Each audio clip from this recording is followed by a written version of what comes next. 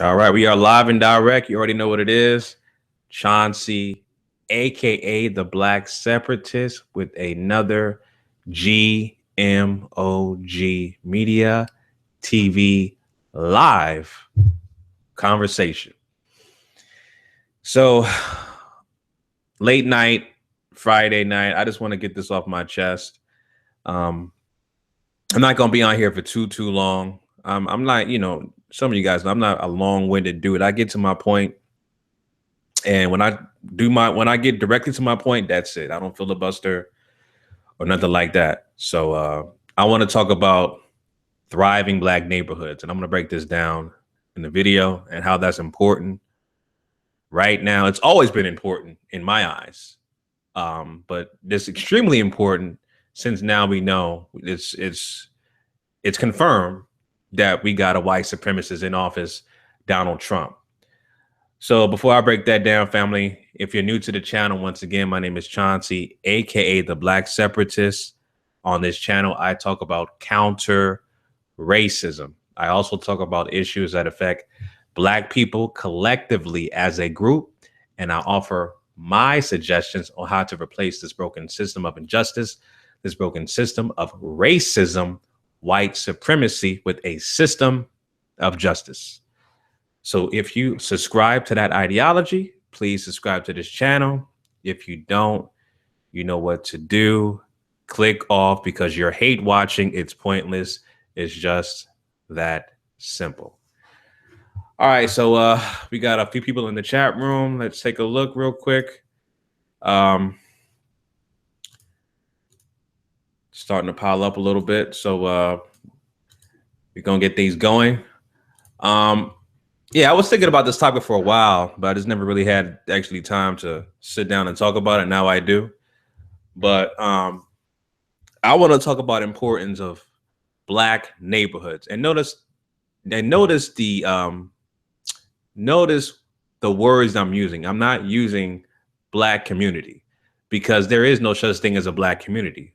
We're just Black people populated in an area, which is basically a neighborhood. So it's a Black neighborhood. And I've been seeing videos and, I've been seeing a lot of people, especially since Black people know it's confirmed now we have a white supremacist in office, Donald Trump. It's been confirmed. And, Black people have been acting crazy, talking about they moving out, going to a different country, et cetera, et cetera. Doing all kinds of crazy stuff. Watch my past video about my live reaction. I'll have it up here somewhere once this live stream is recorded. Watch my past video of the reaction of Donald Trump being the president-elect, and then watch my other video after that talking about will Black people be worse under Donald Trump, right? Watch those two videos if you haven't already. But I've been seeing a lot of people talking about, damn, man, the hood, I can't stand these degenerates. I can't stand being around Black lowlifes. I watched that live stream on Sonetta, and they had a few people on the panel. I think it was Polite. It was like I couldn't watch that whole damn stream. It was like 5 hours, 45 minutes, man. It was too damn long. I watched it in bits and pieces. I caught like the end of it. And this is not a response to that video. This is basically, I'm trying to make a point. All right, just follow me. But this is just a point I'm trying to make. So basically in that video, they were talking about, I think Polite was talking about the reason why he moved out of the hood, something to that extent. I'm paraphrasing. And then Melanin Sutek said, yeah, man, we can't have these. I'm paraphrasing again. Yeah, we can't have these nigglets running around here, or something to that effect. And it was just a really erratic conversation, right? It was kind of like making Black people who live in impoverished conditions, making them seem like they are just, I think Polite said animals. He did say animals, or something to that effect, or whatever the case may be. And the blame of the white man and stuff like that. Again, you got to understand, and these are facts. You got to understand who controls what, who makes the laws, right? Who sets the policies, right? Our brother Neely Fuller likes to say we are prisoners of war. You have the warden, which is the white supremacists, and you have the prisoners, which are black people. So when you have all this infighting of black people within the prison system, right? Hypothetically speaking, or excuse me, metaphorically speaking, when you have black people in this prison system, we're fighting basically in a system of racism, white supremacy, because they control all 9 areas of activity, like I always say. So when you're doing all this infighting amongst each other, it's the equivalent of, let's say, 2 black people are fighting for whatever erroneous reason. These black people are hamsters inside a hamster cage. One is on the hamster wheel, moving, but not going nowhere.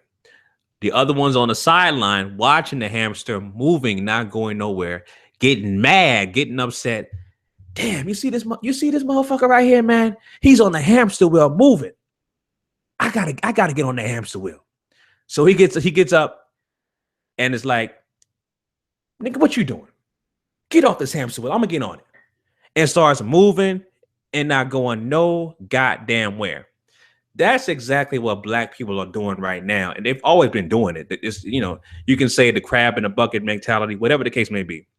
But that's exactly what this infighting is about. It's black people. It's just, the quote unquote black on black crime, which is, it's just overblown. I've already broke that down in previous videos.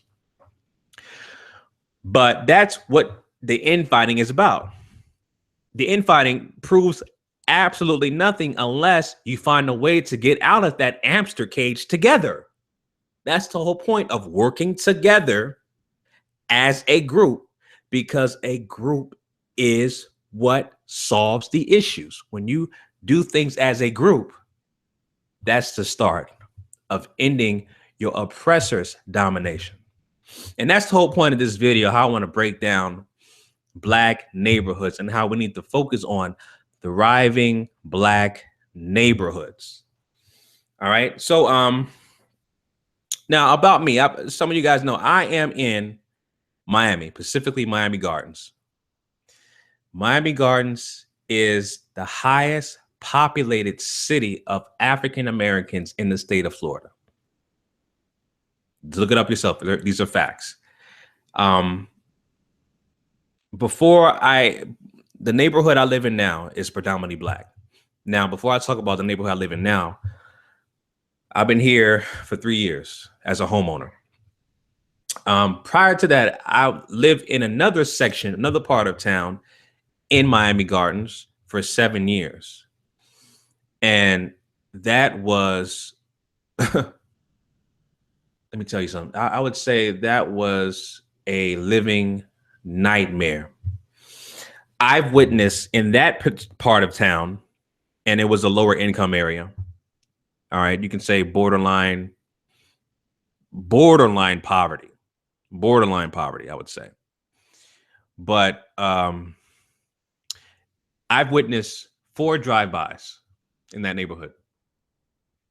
One got murdered on the same street where I live. This is when I had my firstborn. One person got murdered on the same street where I lived. I've just witnessed so many heinous and random acts of crime within those areas. Again, when you live in a lower income area, because you lack the resources, you lack the jobs, you lack the education, you lack the empowerment tools or the resources to get you out of the condition that you're in, you have these results of these crimes that are spiking up in these areas. And that's where I was living for 7 years, rather. I was living there for 7 years, dealing with these heinous acts and these crimes, things of that nature. Right.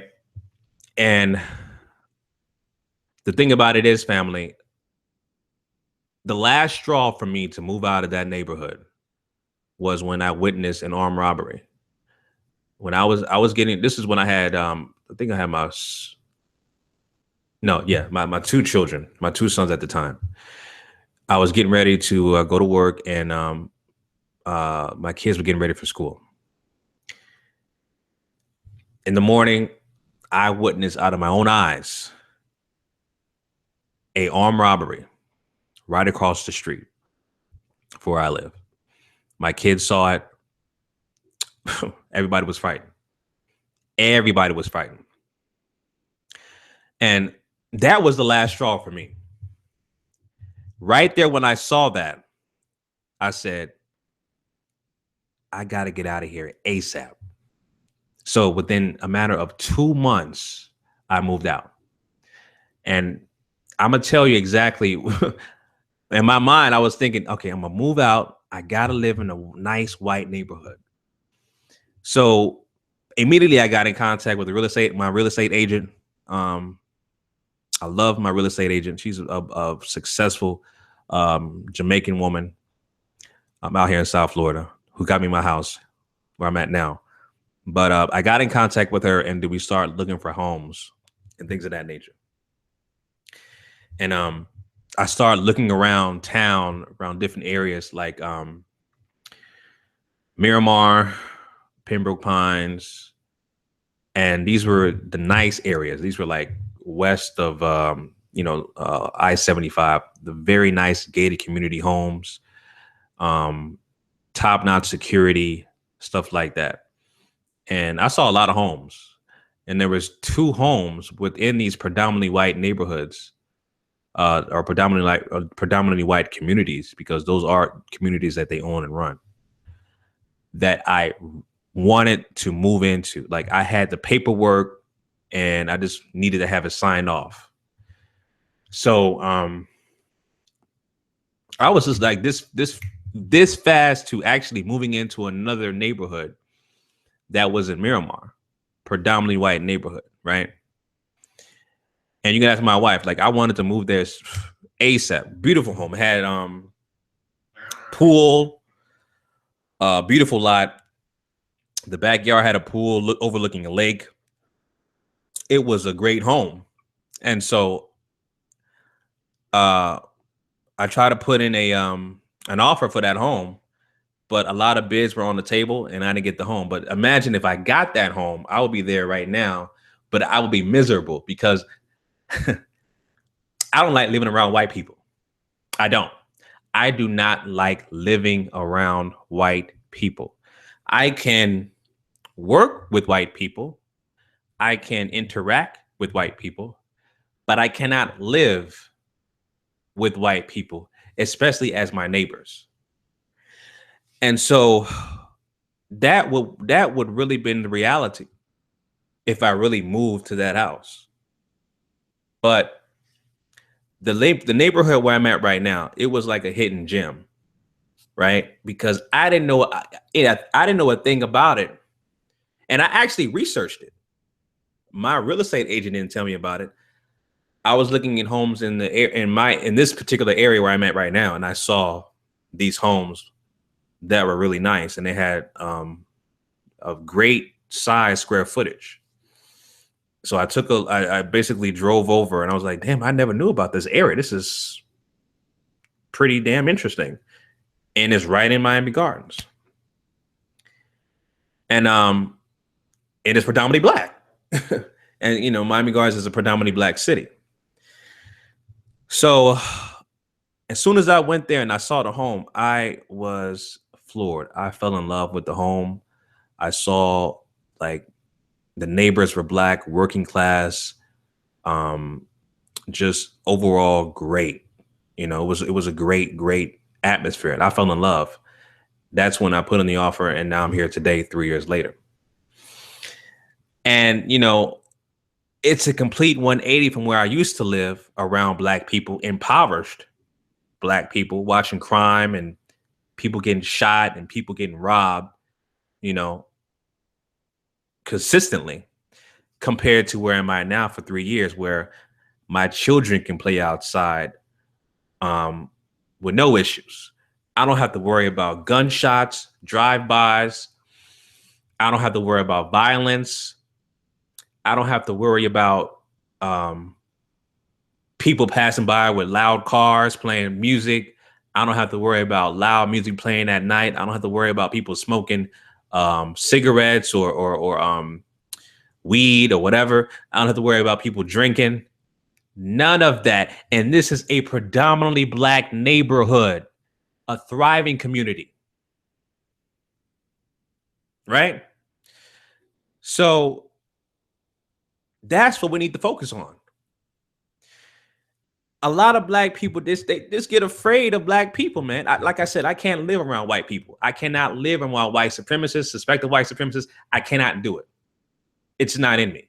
And if I chose to move into that particular house where I wanted to get that nice home with the pool and the overlooking the lake, I'd be like, I got a nice ass home, but I hate my neighbors.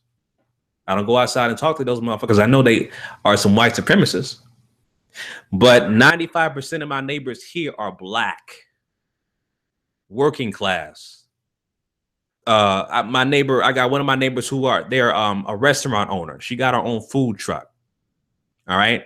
One of my neighbors is a lawyer, Black.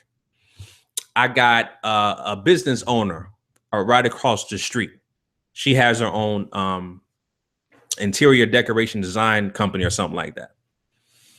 I have another neighbor down the street who's a firefighter. I got another neighbor down the street who's another business owner, all Black, thriving, affluent. And I can say I'm proud of that. I'm proud of that.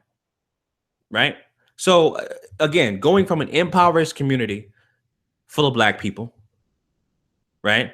And then going to this community where you have people thriving, business owners, working class people. And your children are safe here to the point where my children can go across the street because they have a great friend across the street where they live. They can stay there for hours. I ain't got to worry about a damn thing. I ain't got to worry about their parents coming home, doing drugs or doing some heinous crap. I ain't got to worry about some damn crazy suspected white supremacists calling the police on me, coming into my own home and harassing me and possibly trying to kill me. I ain't got to worry about none of that. None of that stuff has happened. We have, and some of you guys may know, I was on my community's HOA board. I was a vice president. I had to resign because it was just basically too much work. I was too busy. I couldn't deal with that. But when I was in the HOA here, man, you know, we have homes here. Like my home is more likely valued over $500,000. You take this home and put it in California, it'd be worth like $4 million because of the square footage and the lot size. And that's great. And, you know, being prepared for the Donald Trump presidency, in my opinion, I believe it's going to be a recession. So we're going back down. I bought this home when the market was on the decline, right? So I got a great deal with this home where I'm at right now. But it's just, you know, the value of this home has basically doubled since I purchased it. But yeah, family, thriving Black communities, or excuse me, Black neighborhoods is something that we need to focus on. Like I said, I cannot live around white folks. I cannot do it. I can't do it. So I thrive to look for, I just basically focus on looking for a thriving Black neighborhood, right? I know that's, you know, people in other states, they may have certain neighborhoods that are predominantly Black that are thriving or that are affluent, et cetera, et cetera. But there's few and far in between. This particular area where I'm at right now is a hidden gem because really hardly nobody outside of this community knows about it, right? And so it's very important. It's very important to focus on affluent, thriving Black neighborhoods. You know, if you want to just move out of where you live, let's say you live in a low income impoverished area, or you live in a nice apartment that's nice, but it's predominantly white. If I lived in that condition, like I said, I would not feel safe. I don't trust these white supremacists. I don't trust them. You know, you can say, because now that my name is the Black separatist, I've been practicing separatists or separating from the dominant white society for 10 years, because I've been in the city that is predominantly Black for 10 years. So I've already been practicing what I've been preaching, right? I just basically just changed my name to what I was already doing. You know what I'm saying? So I think it's very important. Very important. We focus on Black neighborhoods, and we go back to those quote unquote hoods to empower them, right? That's what I do, right? Educate them, work with the city to see if we can better the schools, right? And I will say this, right? Where I am in Miami Gardens, there is no A schools, right? There is none. So I had to take my kids out of the school they went to before and take them to another school in another city, which is an A school. And that drive is about good 20 minutes. But education is key, is important. So I'll do anything for my kids to better their education. But of course, when it comes to money and funding and things of that nature, the state provides the most funds depending on your zip code. They look at your zip code and they allocate funds to certain zip codes. You have a zip code that's in this particular tax bracket, they're going to allocate more funds to this tax bracket. That's how that works. That's the system that we live in. That's the system of racism, white supremacy. All right. So you're still dealing with that. But me personally, I work with the city. I'm always usually within the city, talking with the mayor, things of that nature, going to town hall meetings and stuff like that, and just trying to be in the know and understanding how the money and how the overall financing of education is allocated within where I live. That's very important, because I want the school system to get better, because we have a failing school system. We have failing kids. You got failing kids. You have a crime increase. You have a maximum capacity of the prison industrial complex. You got a maximum capacity of the prison industrial complex. You got big money from these white supremacist businesses that are making money hand over fist from slavery. And those are just facts. Those are just facts. So again, family, I don't like running away. I don't like running away from Black people. I want to see Black people thrive, which is why I'm in a predominantly Black neighborhood, right?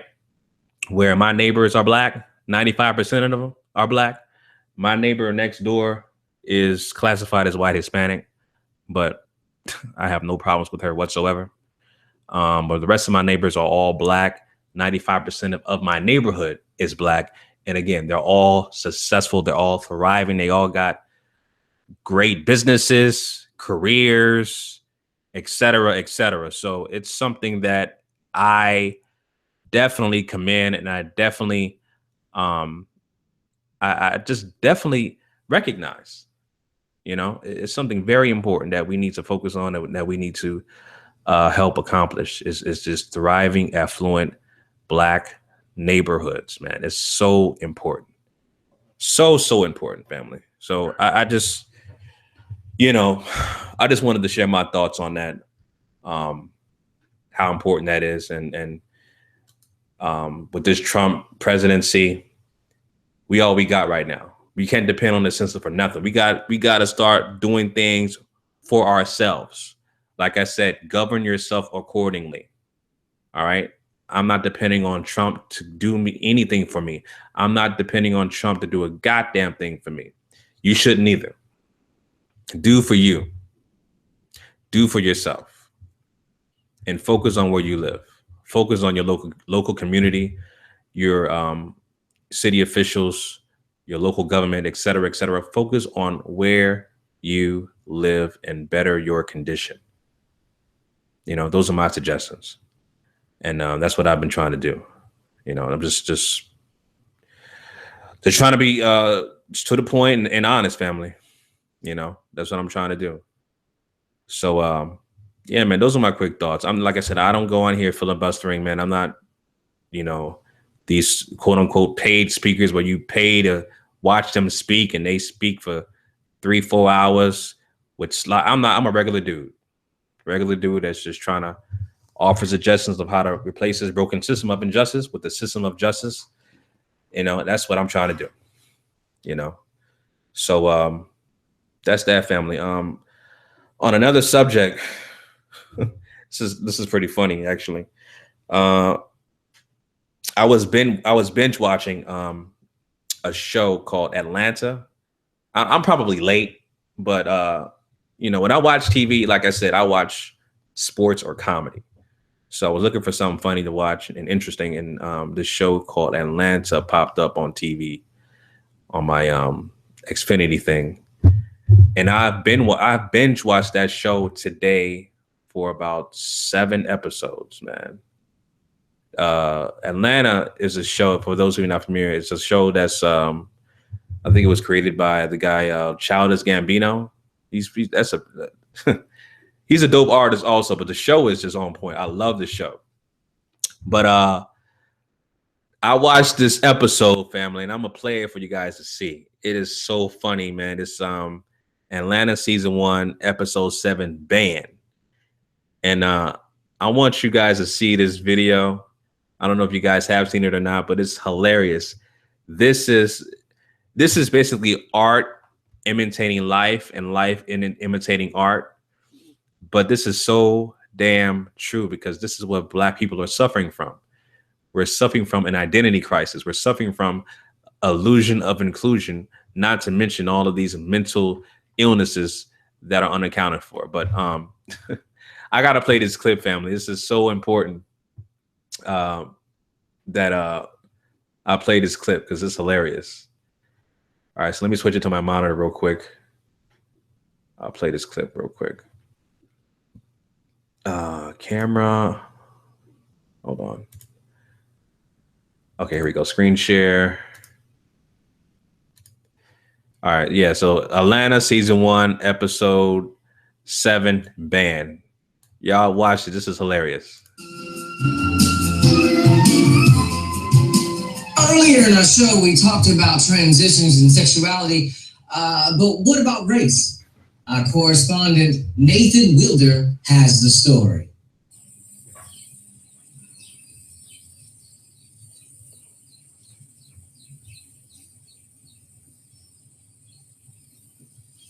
Harrison looks on the outside to be your average teenager. He goes to school, plays video games, even listens to music in his room. But there's one difference. I'm a 35-year-old white man.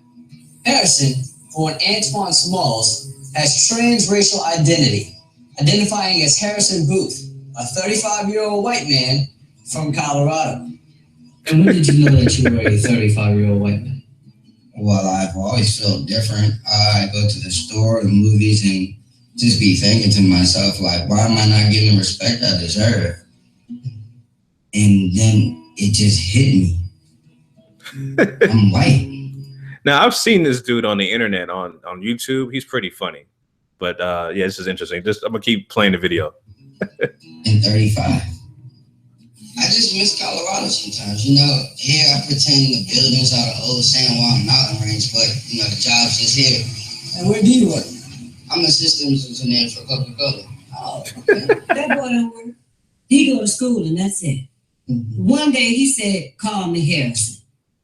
I said, who's that? He said, me. Do you believe that he is a white man? I mean, he isn't.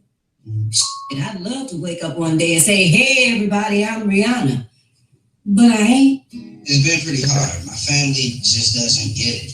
You know, I try to get them to go out with me, go on walks, go to the farmer's market, chat with people, but yeah. So why don't you think that they get it? I don't think they get it because they don't realize that race is just a made-up thing. They grew up having labels, and me, I'm just not like that. I see. So how do you embrace your identity? I dress a certain way. Patagonia. I wear a thick brown leather belt. I like to imagine myself after the show. Hey, excuse me, what IPA do you have on tap? Hey, did you see Game of Thrones last night? Yeah. So your surgery, that's later this year. Right. I started working at Stonecrest Mall, so hopefully by then I have enough money to take the next step. So you work at Coca-Cola and the mall? Right. Correct. I work at both. Harrison has been planning a full. Oh my God, that's a confused Negro. Who guarantees Harrison can visually transition through an experimental procedure that will allow Harrison to not only be a white man, but whatever race he chooses. The procedure is absolutely 100% possible. He's gonna look weird though. But before Harrison can fully realize his physical identity, he still has the day-to-day that's filled with discrimination and ridicule. It's pretty awful. You know, you walk in the streets and black people, they see you, they're nodding to you like, hey, good to see us. And it's to the point where I've just given up. I've stopped trying to convince them that I'm not us. Excuse me, this is definitely the guy. He doesn't even live in the area. I've never seen him before.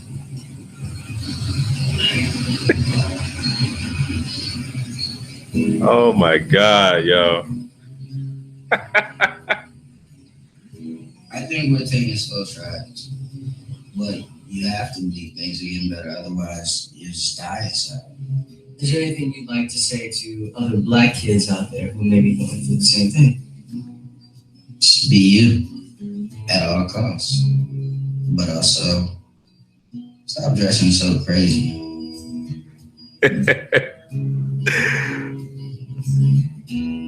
Yo, this is crazy. This is when they start nodding for like 30 seconds. Oh my God.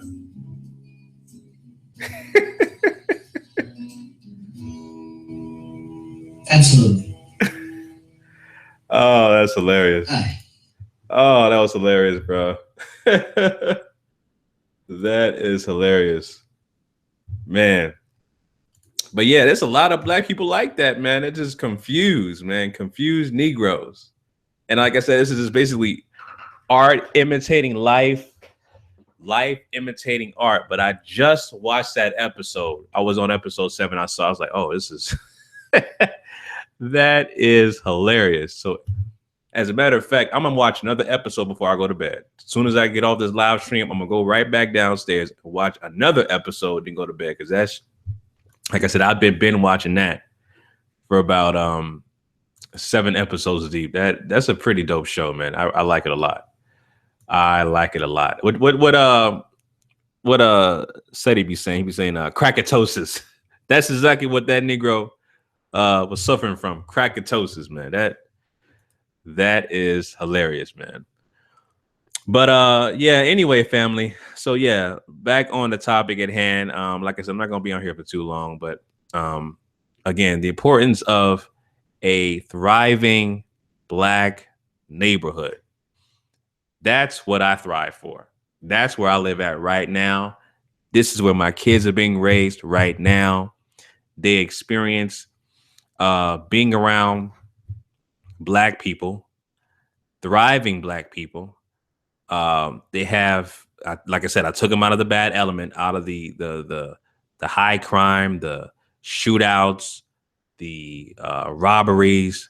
I took them out of that element, right?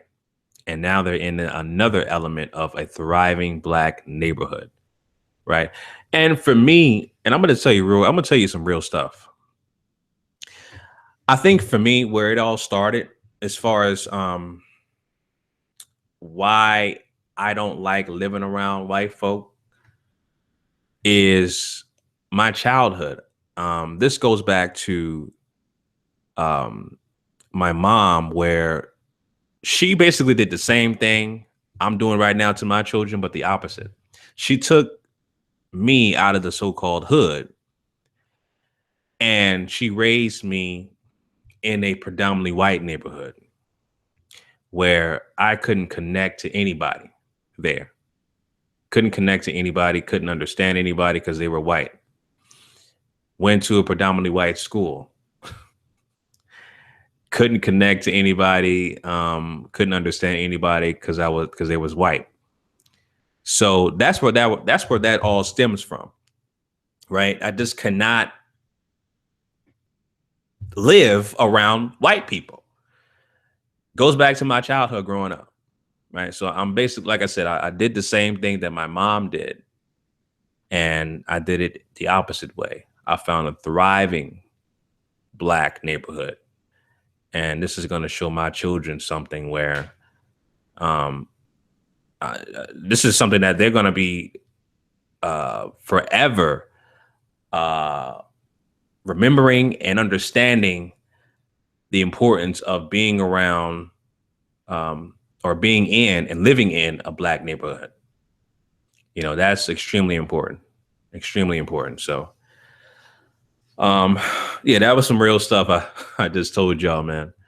Just like Friday night confessions. Hilarious. But yeah, family, I'm gonna just close out the show. Let's see. Got a couple people in the room.